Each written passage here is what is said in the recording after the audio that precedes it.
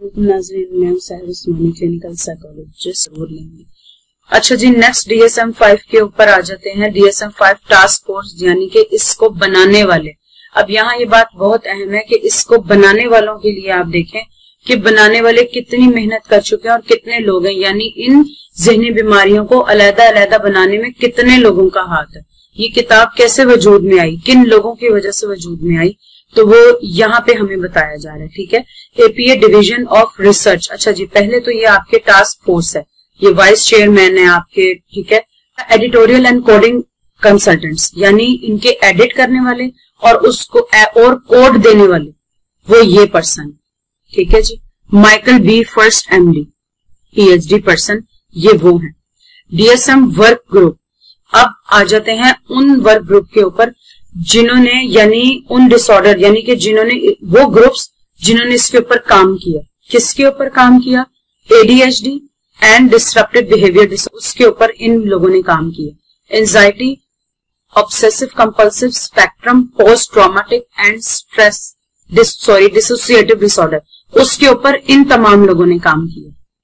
ठीक है, child and adolescence disorders यानी कि आपके बचपन और नौजवानी के ज़हनी अमराज के ऊपर इन सब ने काम किया। आपके ईटिंग डिसऑर्डर जो अभी हमने देखे थे, खाने से रिलेटेड, खाने या ना खाने से रिलेटेड, ईटिंग से रिलेटेड जितने भी डिसऑर्डर्स थे उसके ऊपर इन सब ने काम किया।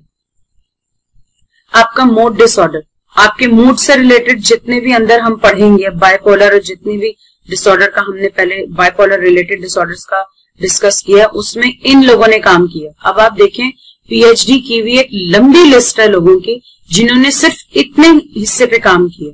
ये छोटे छोटे हिस्से से काम करते करते एक बड़ी किताब बनी है।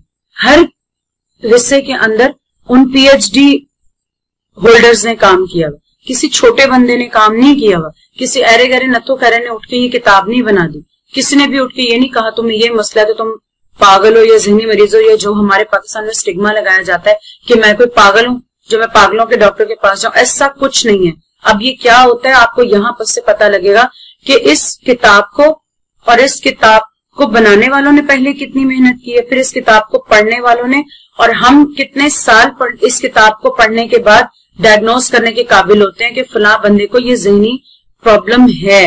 तो खुदारा अगर उसको कोई ज़हनी प्रॉब्लम होती है तो प्रोफेशनल्स के पास आए। आगे हम चलते हैं नेक्स्ट पेज की तरफ। न्यूरोकॉग्निटिव डिसऑर्डर, न्यूरोकॉग्निटिव डिसऑर्डर से ताल्लुक रखने वाली जितनी भी बीमारियां हैं, ज़हनी बीमारियां, उसके ऊपर इन PhDs ने काम किया।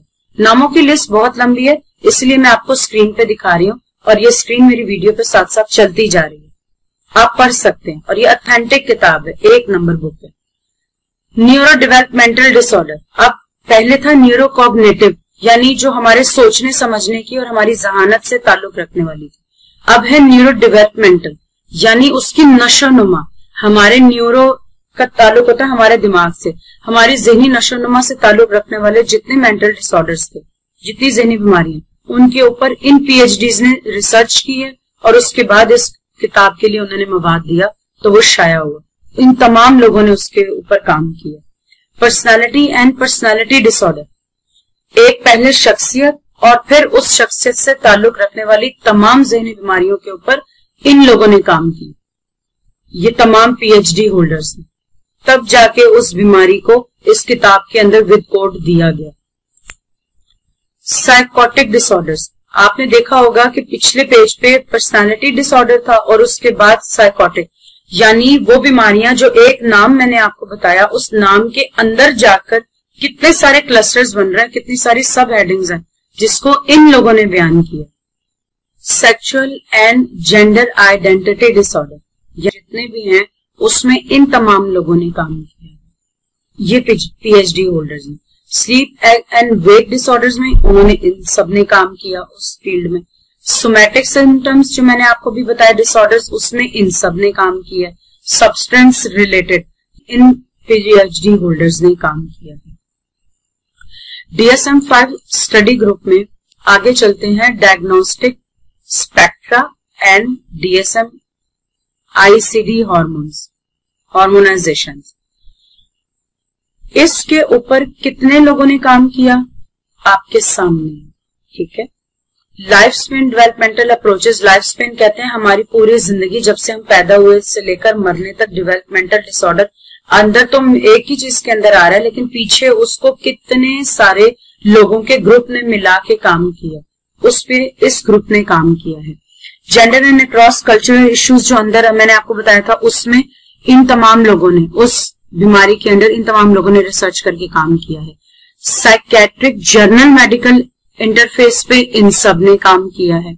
अच्छा, इम्पेयरमेंट एंड डिसेबिलिटी, ये जो एक डिसऑर्डर है, सोचें ये कितनी तमाम चीजों का मुरक्कब है।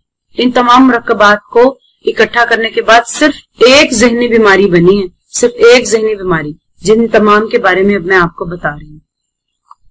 डायग्नोस्टिक असेसमेंट इंस्ट्रूमेंट, इंस्ट्रूमेंट होते हैं वो टूल्स, वो टेस्ट या उस जहनी तशखीस को करने वाले मेयार की एक चेकलिस्ट होती है जिसे हम असेसमेंट टूल्स कहते हैं, इंस्ट्रूमेंट भी कहा जाता है। उसके बारे में कितने लोगों ने काम किया, वो ये है।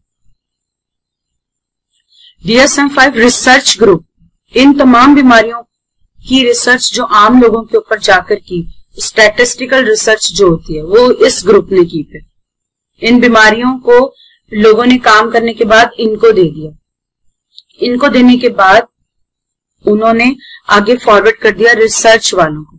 अपनी अपनी रिसर्च सबने सबमिट करवाई रिसर्च डिपार्टमेंट में, यानी उन्होंने अलग-अलग अपने डिपार्टमेंट्स में की। उसके बाद जो उसकी, यानी उन बीमारियों को बताया गया ये भी बीमारी है, ये भी बीमारी है। तमाम लोगों ने अपनी अपनी बीमारियों का इतलाक लोगों पे करने के बाद इन्हें सबमिट करवा दिया। फिर इन्होंने रिसर्च की कि आया ये तमाम जितने भी डिपार्टमेंट्स ने हमें फॉरवर्ड किया है, क्या ये वाकई में दुनिया में एग्जिस्ट करती हैं, क्या ये बीमारियां वाकई होती हैं। उसके बाद है course specifiers and grocery. Course specifiers यानी कि कौन से कोर्स के अंदर कौन सी चीज आएगी, और ग्रोसरी यानी कि जो लास्ट में इंडेक्स वगैरह होते हैं उसके ऊपर किसने काम किया, वो तमाम लोग उसके अंदर थे। आज के लिए इतना ही। इसके बाद इंशाल्लाह मुलाकात होगी आपसे हमारी अब नेक्स्ट वीडियो में। अगर आपने चैनल सब्सक्राइब नहीं किया है तो आप हमारा चैनल सब्सक्राइब कर लें ताकि आपको नोटिफिकेशन हमारी मिलती रहे नेक्स्ट वीडियोस की। इसके अलावा हमारी ये सीरीज जारी है साइको एजुकेशन की, और हमारी नफ्सियाती तालीम आगाही मुहिम जो मैंने स्टार्ट की हुई है, उसके अकॉर्डिंग मैं आपको इस किताब के बारे में और नफ्सियाती बीमारियों के बारे में तालीम दे रही हूँ। इंशाल्लाह ये हमारा कंटिन्यू रहेगा जब तक कि तमाम डिसऑर्डर्स जो हैं वो तमाम के तमाम आपको समझ नहीं आ जाते, या हम इन तमाम डिसऑर्डर्स के ऊपर बात नहीं कर लेते। हमारी ये सीरीज जारी रहेगी। इंशाल्लाह मिलते हैं आपसे नेक्स्ट प्रोग्राम में, अपनी नेक्स्ट एपिसोड में। अपना ख्याल रखिएगा।